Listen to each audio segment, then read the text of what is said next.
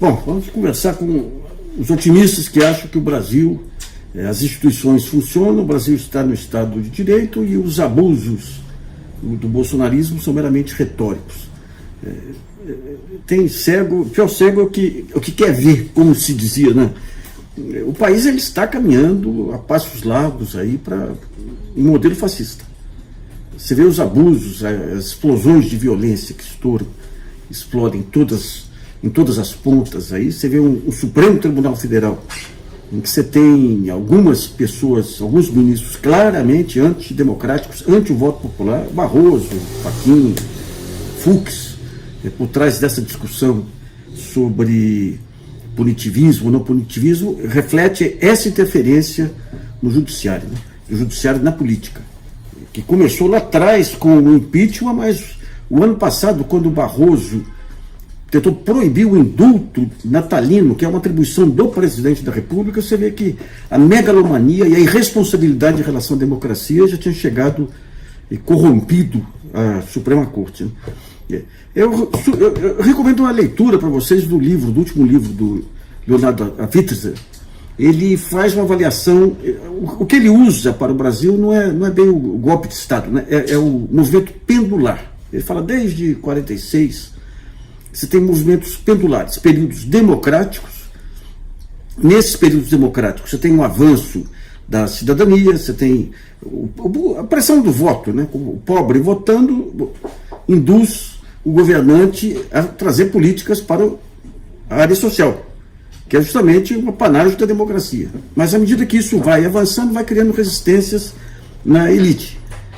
Essa questão do orçamento, o orçamento é para pagar juros, o orçamento é para dar benefícios fiscais, o orçamento não é para pobre. Daí você vai criando aquele clima de confrontação que até resulta em a volta do pêndulo em direção à ditadura. E o que ele percebe é que até 2010 o pêndulo estava indo em direção à democracia. Ele inclui o governo Fernando Henrique, todo o pós-ditadura, no governo Lula, nesse pêndulo pós-democracia, e isso aí começa a se esboroar a partir de 2010. Daí você começa as campanhas mais pesadas, o judiciário passa a ter um ativismo maior, o protagonismo político maior, antidemocrático, as corporações de uma maneira geral, o Ministério Público perde aquele veso democrático dele de posse constituinte e passa a afrontar a política, até que você tem o golpe ele tem dois episódios que ele coloca bem lá, uma lei da ficha limpa, é um absurdo, não é para nós avisamos, é um absurdo. A partir de julgamento de segunda instância, a pessoa está com os direitos políticos cassados. Você deu um protagonismo político para o judiciário para interferir na política sem tamanho.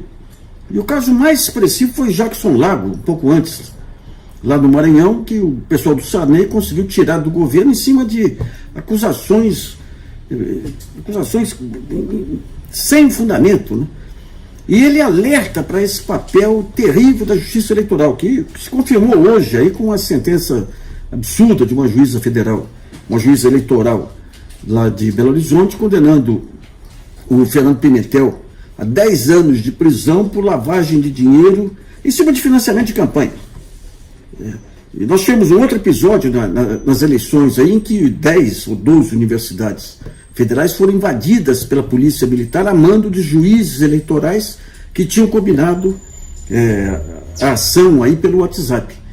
Então nós temos todos esses pontos, mas o ponto central é não deixar passar em branco essa quebra de decoro dos parlamentares em Brasília.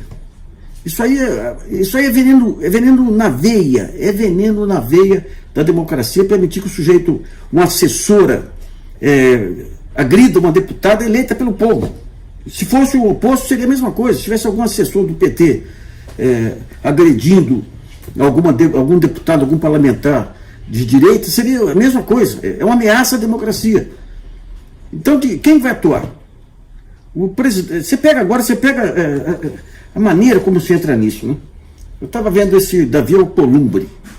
O Davi Alcolumbre, ele foi eleito com o apoio daquele senador do PSOL, Randolfo.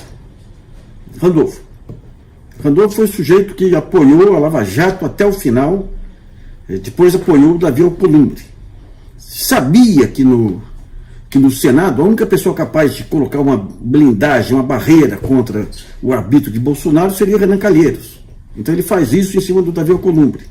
O Davi é o jeito que está ajudando a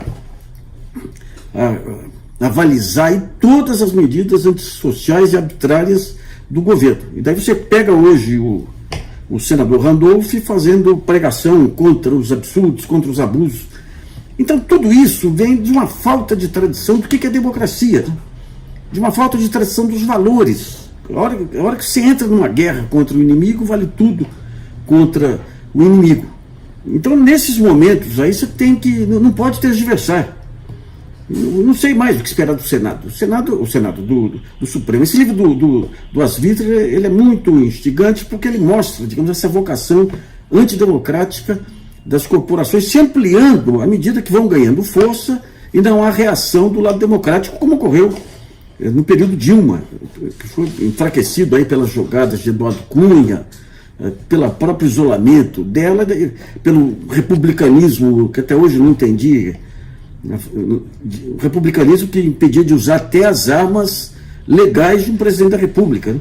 Então você vai dando esse espaço e agora o que nós temos? Esse caso do Carlos Bolsonaro, que eu tenho comentado aqui, a infiltração do bolsonarismo nas instituições, o que você não tinha com o PT. Pelo contrário, o fato de você ter uma resistência contra o PT nas instituições era uma maneira dos freios e contrapesos aí, de impedir aventuras mais arbitrárias. Agora não, agora você tem tudo isso armado e dentro do Supremo essa briga intestina aí de ministros sem nenhum pingo de vocação democrática, efetivamente. E por vocação democrática se entende o respeito ao voto. Então tudo isso leva a importância desses pactos que vão ter que aparecer aí pela frente para impedir esse desmanche. Eu sei que é movimento pendular, mas até que o pêndulo volte para a democracia, é muita gente que vai se afogar, muita gente que vai morrer, muito negro em periferia, muito jovem sendo assassinado, são os direitos sendo atropelados, né? Aliás, a falta de respeito pelos direitos individuais no Brasil é uma dessas marcas apontadas aí pelo Leonardo aí no seu livro, né? Bom, vamos ficando por aqui, esperando aí que esse renascimento do Supremo, deixando em minoria os inimigos da democracia que estão infiltrados lá.